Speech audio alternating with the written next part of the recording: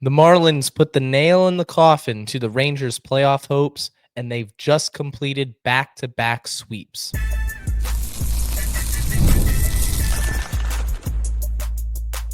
You are Locked On Marlins, your daily podcast on the Miami Marlins. Part of the Locked On Podcast Network, your team every day. Welcome into Locked On Marlins. I'm your host, Jeremiah Geiger. I'm a diehard Marlins fan, and I've podcasted about the team for the last 4 seasons. You can find me on Twitter at Jeremiah Geiger2, and thank you for making Locked On Marlins your first listen of the day. It's part of the Locked On Podcast Network, which is your team every day. Make sure you're subscribed to the YouTube channel and let me know your thoughts in the comments section. Today's episode is brought to you by FanDuel. Right now, new customers can bet just $5, and if your bet wins, you'll get $300 in bonus bets to use across the app. Download the app today. Today is Tuesday, as I record this, September 23rd. There was no episode yesterday. I was feeling under the weather. Unfortunately, still feeling under the weather. Have a sore throat, but you know what? You got to tough through it. 1 week left in the season. The Marlins are tired. I might be tired. I might not be feeling well, but I got to bring you this content, and it's going to be a jam-packed episode. Marlins coming off of back-to-back sweeps. They swept the Rockies on the road. They go to Texas, Globe Life, go sweep the Texas Rangers, essentially knocking them out of postseason contention. Although the Rangers are still mathematically alive, it's going to be really hard to get a wild card spot now 5 games out of that third and final wild card spot because the Marlins swept them. Took all 3 games, and I have a few takeaways from this particular series. We're also going to talk about the upcoming week that starts today at Citizens Bank Park in Philadelphia, and then the transaction report from yesterday. Some names are returning from the injured list. There were a couple of players optioned. The Marlins DFA'd a player. We're going to get into all of that later in the show. But let's talk about this Rangers series. My first takeaway from the Marlins and Rangers 3-game set, Jansen Junk is a viable major league starter who's going to provide plenty of discussion and a really tough decision heading into Grapefruit League play next year. He's not a pushover. He's not a placeholder. When Jansen Junk faced the Rangers, he went 7 innings, 1 run, 3 hits, didn't walk anyone, and struck out 5. He's a viable option, and he's somebody that provides even more depth for a pitching staff organizationally, which I believe is the deepest it's been in a long time. I can't remember the last time I felt this confident in the depth across the board, both in the major leagues and in the upper levels of the minors, in terms of just guys who can go out and you feel confident in getting the ball, going out to the mound and having the ability to go 7 innings of 1-run ball. Junk came out of nowhere this season. He started 15 games. His ERA is 4.27. It's over 100 innings. And the best part about Jansen Junk, which is just crazy to me, he has 13 walks all season long. 13 in 105 and a third inning. He's a control specialist, and when he works the paint, when he paints his pitches, he's accurate. He doesn't leave stuff over the heart of the zone. And then he's going to have success. And that's what he did against the Texas Rangers. I think there's going to be a very tough decision for the Marlins, and one that's not clear. It's not clear cut what the Marlins are going to do with Junk, because I can absolutely envision him continuing to start on the Marlins. It just depends on who else behind him is ready. Robbie Snelling, we've talked about him plenty on the show. I think he's ready, and his upside is greater than Junk's. Thomas White knocking on the door of the major leagues. So is Junk going to get pushed off? Although it's no fault of his own, just because of the talent that's ascending through the system. That's a possibility. The other possibility is potentially trading from your depth. The Marlins could do that this offseason. You have the return of Ryan Weathers, Edward Cabrera. We're going to talk about him later. He's healthy. So it looks like Edward Cabrera is going to avoid Tommy John surgery, which is awesome news. And when I was thinking about the rotation the last few weeks, I assumed that Cabrera was going to be out for 2026. Just because of the nature of an elbow sprain, it usually leads to Tommy John surgery. The news didn't sound so good. Well, it's really positive. He's going to be starting tonight, against the Phillies. So it looks like the Marlins have dodged a bullet there. Could not emphasize that enough. My second takeaway, Jacob Marcy should absolutely be extended. There is absolutely no reason for the Marlins to head into 2026 with Jacob Marcy making the league minimum. You look around the league at other teams. The Red Sox have done it with multiple players, Christian Campbell, Roman Anthony. Other teams have done it. It's time for the Marlins to do it. Marcy is a star. He's not going anywhere. He's a 5-tool player, sitting .319 and an OPS of .913. He had a good series. It seems like any time you check Marcy's box score, he's going to have a multi-hit game. He just racks up the hits. He draws the walks. He had 2 different multi-hit games in this Rangers series. He went a combined 5 for 16. He added a couple of doubles. He's the real deal. And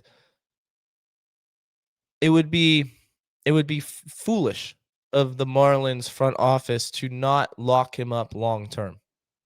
Do not let him get to arbitration. If you want to commit to a player that you believe can be the face of your franchise, that can frontline this team into a playoff spot and compete for World Series runs, this is your guy.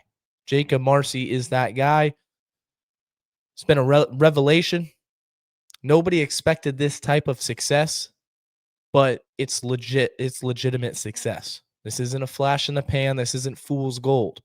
So this offseason, as we now just have 6 games left in the regular season, Peter Bendix, Bruce Sherman, Jacob Marcy's agent, Jacob Marcy, once that final out is recorded in the 2025 season, I want the Marlins to start talking about an extension. Keep him a Marlin for years to come. My final takeaway from this Rangers series is that this team is close. And this is going to tie into the next segment in which I take a bird's eye view at the last week of the regular season and where the Marlins factor in to the playoff run. Is that even if the Marlins don't make the playoffs this season, which it would take a miracle to do so, they're still right there. And 2026, there should be no excuse not to compete. This team has a young core, a talented core. They've outperformed every expectation by that was placed on them from the media, from the fan base. And at 76-80, with a handful of games left, and playing as good baseball as they are right now, this team has to feel confident in themselves and the plan that's being established and the process that's underway in Miami. 76-80. That's already 14 wins from a season ago. And I expected this Marlins team to be worse than the 2024 version. Not the case. You've had young players emerge, including Marcy, including Junk, who I talked about. And so this offseason is going to feel different. It's going to feel more exciting than previous off seasons. In 2023, the MO was we're bringing in a new president of baseball operations, and we didn't really know as a fan base what to expect. I wanted to see the Marlins make some additions and build on the postseason team. They didn't. They went the opposite direction. Of course, they started off awful in the month of April, and they embarked upon a fire sale. I don't want to see another fire sale ever again. I think the Marlins are past those days. I think they're in a positive position to look at 2026 as a year in which they can truly compete. That they look at this expanded postseason and say, why not us? Because at times this season, it was a legitimate possibility to get in the playoffs this year. So next year, I think the Marlins can compete, and not only can, but should compete. 1 week left in the season. We're going to take a look at Major League Baseball. We're going to take a look at where the Marlins are and just preview the upcoming week. 3 in Philly and 3 against the Mets. That's coming up right after this. You've probably seen a million ads for hair growth products and thought, sure, that actually works.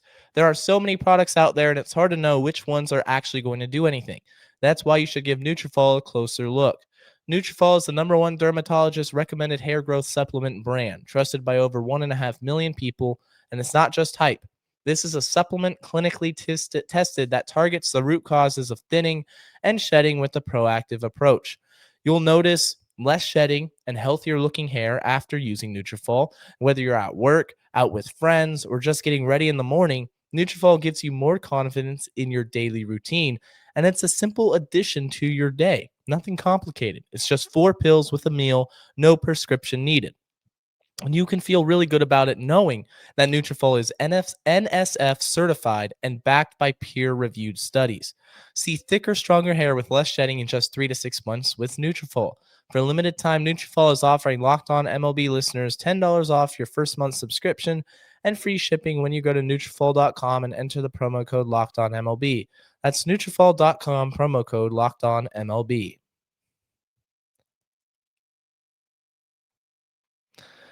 I appreciate all the everyday listeners who tune into Locked On Marlins. Make this part of your daily routine. If you're new to the show, hit that subscribe button, leave a like. Let me know your thoughts, as always, in the comment section. And if you ever want to submit a question for the show, you can DM me. My DMs are open on Twitter at Jeremiah Geiger 2. You can tag me, or you can leave it in the YouTube comments. I always go back and read the comments. So there's a few ways you can do it. One more week left in the season. I got to say, guys, this season has flown by. It felt like I just got the Locked On Marlins role. It felt like opening day was just a couple of weeks ago, and that's how it is every season. But it's flown by. Some really good memories. There's been a lot of awesome standout individual performances, individual games. So the Marlins have 6 games left, and they're playing great baseball. 9-1 in their last 10. It's been good. Let's finish strong. And they can finish strong by this series in Philadelphia, in which the pitching matchups, I got to say, are pretty nice. You're going to have Edward Cabrera off the injured list against Christopher Sanchez, Ryan Weathers against former Marlin Jesus Luzardo, and then you're going to have Jansen Junk have an opportunity to put together back-to-back elite starts against quality opponents. The Philly starter on Thursday is TBD, though, so we're going to wait and see who they decide to throw. Then you're going to have the Mets, in which Sandy Alcantara is going to make his final start of the 2025 campaign at home. The Mets, of course, fighting for a playoff spot, and then the rest is to be determined for the Marlins. The standings for Major League Baseball right now, it's coming down to it. It's going to come down to the wire, especially in the National League. The Cubs and Padres have locked up playoff berths. They're going to be the wild card teams, the first and second wild card teams. That third and final wild card spot, who's it going to go to? Well, right now you have the Reds and the Mets tied at 80 and 76, identical records. Behind them, the Diamondbacks are just a game out at 79 and 77. And then you have the Giants, Cardinals, and Marlins, all of whom have 80 losses. Marlins 76 and 80, the Cardinals and Giants 77 and 80. It is possible that the Marlins could theoretically sneak into the playoffs. They have an opportunity this weekend against the Mets. They take care of business there. They can make things very interesting if they have a good series against the Phillies. Now they're going to need help. Like I said, there's those teams ahead of them. The Cardinals and the Giants are playing each other. So one of those teams is they're just knocking each other out of contention. The Diamondbacks have a tough series against the Dodgers. The Mets have the Cubs. The Reds have the Pirates. It's very unlikely that this happens for the Marlins perspective. But for the Marlins playing spoiler, it's certainly it has potential to be very, very sweet, because if you're a Marlins fan, you don't like your division rivals. I hate the Braves. I hate the Mets. I don't like the Phillies. You get the idea. If the Marlins don't make the playoffs and they get eliminated later this week, then the least that they can do to just inject some energy, some life into Lone Depot Park and into the fan base, because they are playing great baseball right now, is to take care of business and eliminate the Mets. Wouldn't that be sweet? I absolutely love it. The news broke earlier this week, I think yesterday, that Sandy Alcantara was getting pushed back to start his final game at home against the Mets, and the Mets fans were all upset about that. Well, tough luck. I think part of that is the fact that the Marlins want Sandy's last start of this campaign to be at home. Originally, it would have been in Philadelphia. He would have missed the series at Lone Depot Park. But the fans have one last opportunity to go out and see Sandy Alcantara, which I love. He's a Marlin through and through.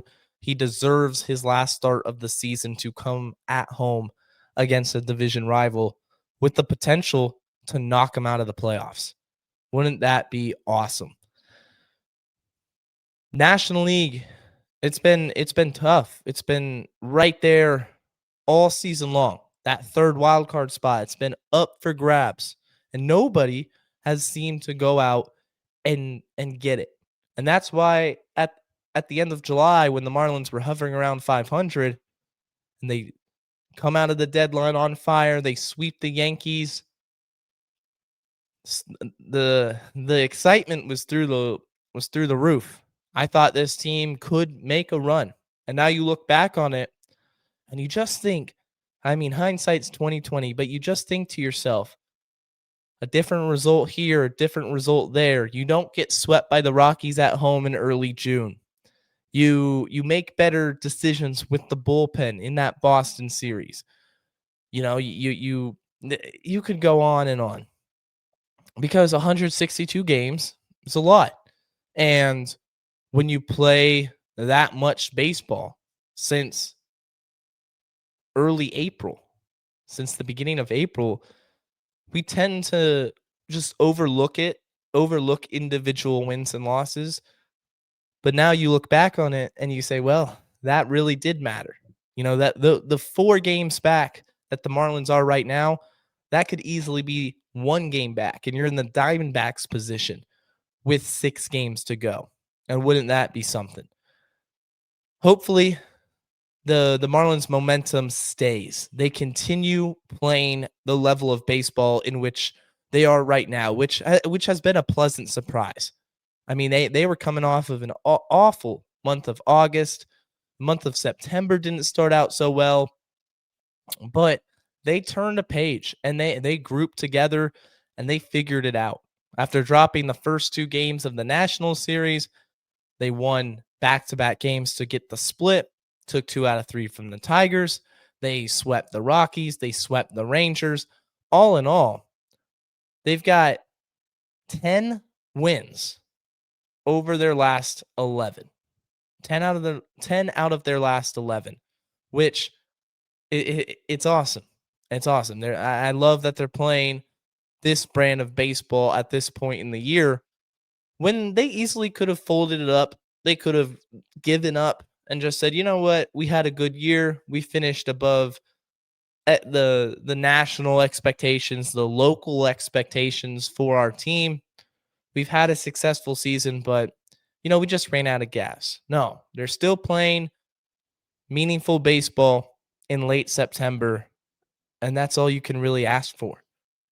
Obviously, you wanted them to play better in August. You wanted them to play better at the very beginning of September when they got swept by the Nationals. But you can't dwell on the past. It's about the next game, the next at bat, the next pitch. And to that, the Marlins deserve a ton of credit.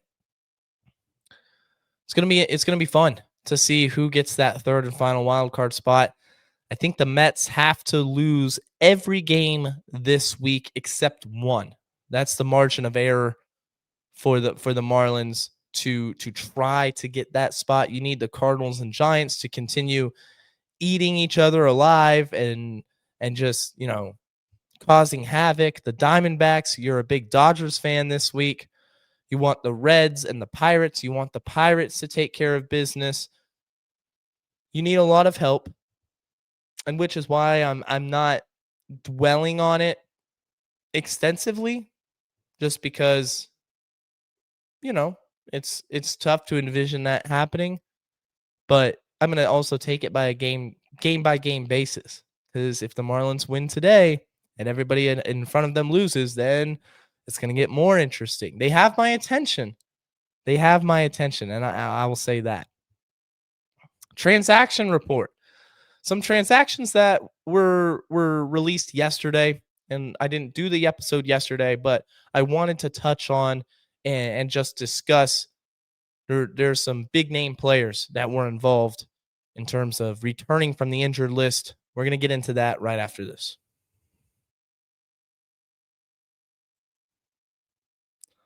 The NFL season is here, and FanDuel is making sure you're ready for kickoff with a can't-miss offer.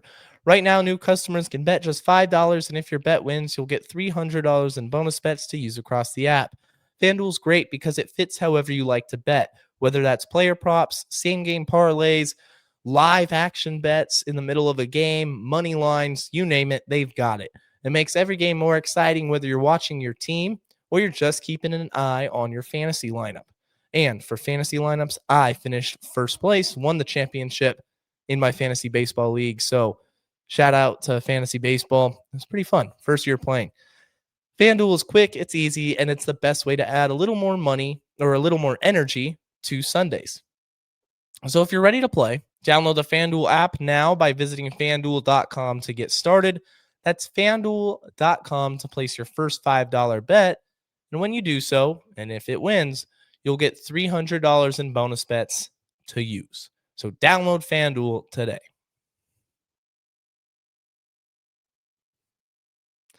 Hit that subscribe button if you're watching on the YouTube channel. Remember that Locked On Marlins is on all the major podcast platforms, so you can listen to the show wherever you are.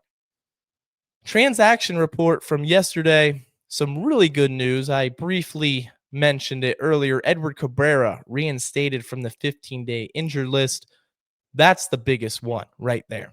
And I could probably spend this whole segment talking about how happy I am and excited that Edward Cabrera is back with the Marlins. Great season, great story from Cabrera, from going from a pitcher that everybody doubted in terms of his ability to be a starter because he wasn't consistent, because year after year he struggled with the command, to become the Marlins' best starting pitcher in 2025. It's been a great run. Then he deals with an elbow sprain, goes on the injured list. The consensus is that, hey, we don't know what's going on, but it wasn't looking good. I didn't feel confident that Cabrera was going to return. Then I saw, okay, he's starting to throw again. Well, that's a good sign. And sure enough, he is going to pitch again this season. He's going to start against the Phillies on the road. So not exactly a welcoming return to the mound, but a return nonetheless. So he avoids Tommy John surgery. And all of a sudden, the Marlins rotation, the potential three-headed monster of Sandy, Yuri, and Cabrera in 2026, that's still in play. You got to love that.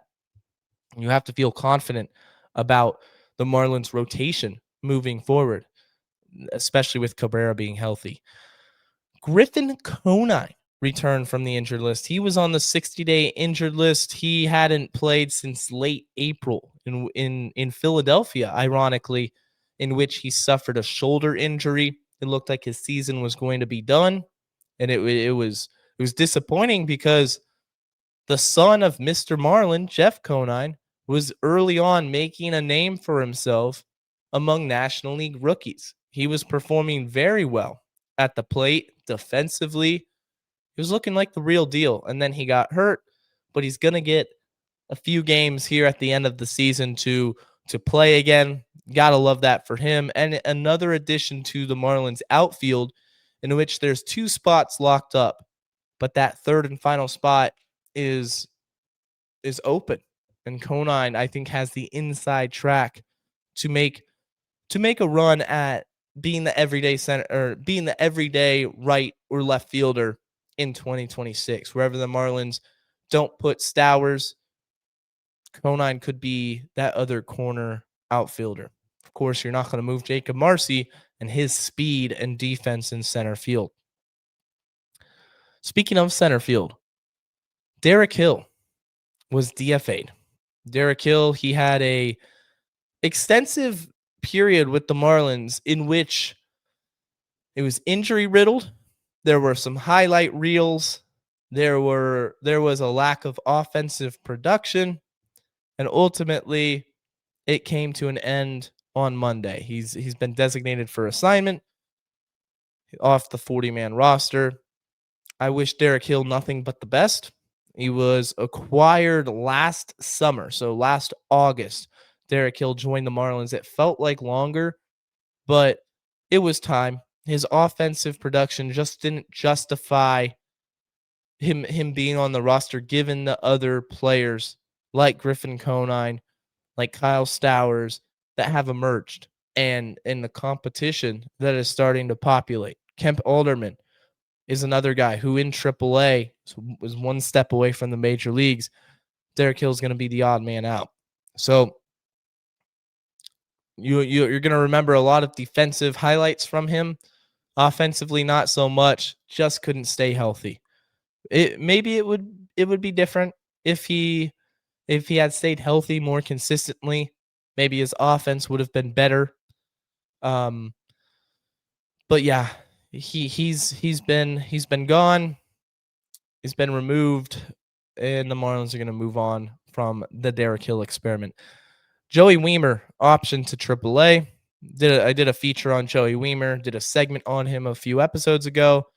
The Marlins are optioning him. It looks like Conine's going to take his spot in the lineup when Wiemer plays in the outfield. Looked like Wiemer was an experiment that had to be fine-tuned, still struck out a ton, didn't walk a lot. There's still a lot to work on. Is there still potential? Are there still tools? Yes. But 6 games left. You want to give Conine an opportunity. Maybe it's on in the Grapefruit League for Joey Wiemer. And he's going to have an offseason in which he really works on his flaws at the plate in order to try to break this roster next season. Adam Major was also optioned to AAA Jacksonville. Major, I just don't think he's a starting pitcher at the major league level. I mean, he just doesn't, at the end of the day, he just doesn't have the stuff necessary to survive. His final start for the Marlins in 2025 is going to be this weekend in Texas, in which they won. But Major went 4 innings, 5 hits, 2 earned runs, 2 walks, 2 strikeouts. He had an ERA of 4.80 across 6 starts this season, 30 innings, 19 strikeouts. Depth, a useful depth piece for the Marlins, but not somebody that I would want to see make 10 plus starts in 2026. It's more of a AAA arm, and that's just That is what it is. You always root for the individual player, but as an organization, you understand what the team is doing. I think they saw what I saw, just not enough firepower, not enough electricity, just doesn't have the stuff that you want out of a top-end starter. Best case scenario for Major, he's a low-end 4 or a 5. But with the pitching depth, these decisions become more complicated because where the organization is with their pitching, you don't necessarily need to put Adam Major in your 4th or 5th spot in the rotation because you're that much more, deeper and talented, which is a good thing. That's where you want to be in an organization where your 4 or your 5 has significantly higher upside than your prototypical back-end starter, which I view Adam Major as one of those. That's going to do it for today's edition of Locked On Marlins. I appreciate you guys listening. One more week of Marlins baseball. Enjoy it. And until next time, stay safe, stay locked on, and let's go fish.